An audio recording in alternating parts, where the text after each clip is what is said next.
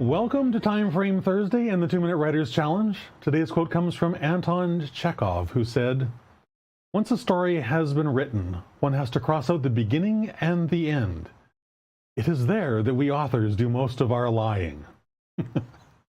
I love that, and it's funny, and yet it's also really, really true.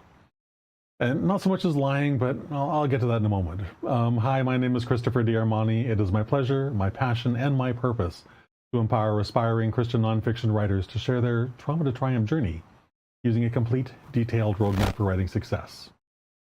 Now, I love this quote because the longer I write, the more truthful it becomes in my own life. Now, I don't think of it so much as lying as I do as warming up. Until my writing pump is primed and flowing freely, the good stuff just can't come out. Now, that's dealing with the first part of the lying. The second part is knowing when to stop.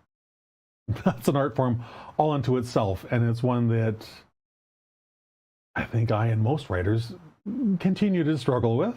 I'll speak solely for myself. Your book knows when it's over. It does. Your book knows when it's done. Your job is to pay attention to that point and delete everything you wrote after it. Why? Because this is in all this, the cutting off that beginning, cutting off that end. This is all in service to clarity, that holy grail that every one of us as writers searches for. The more clearly we communicate our thoughts to our reader, the more impact we make in their life. That's just a fact. Clarity is the pathway. Ephesians 4:25 says, "Therefore put away lying. Put away the lying. Let each one of you speak truth to his neighbor, for we are members of one another." And in the context of that quote, when Ephesians says his neighbor, think your reader. Think your reader. God encourages us to be honest and clear with our neighbor, as I said, which is just another way of talking about our reader. Honesty begets vulnerability, and vulnerability begets connection and five-star reviews from your readers every single time.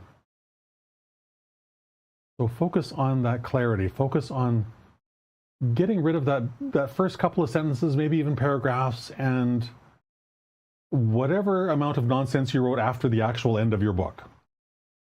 Now, you might think that this is crazy, but try it. I think you will discover, as I have, that until I get that priming, that writing pump primed, that stuff is just warm up. I can delete it all and not have to have a concern. I'm not missing anything because whatever points were there, I'm going to make in a far better way further on. Try it.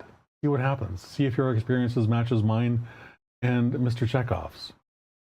So with that, have a fantastic rest of your day, and I will see you again tomorrow at 3 o'clock for another edition of the 2-Minute Writers Challenge. Bye for now.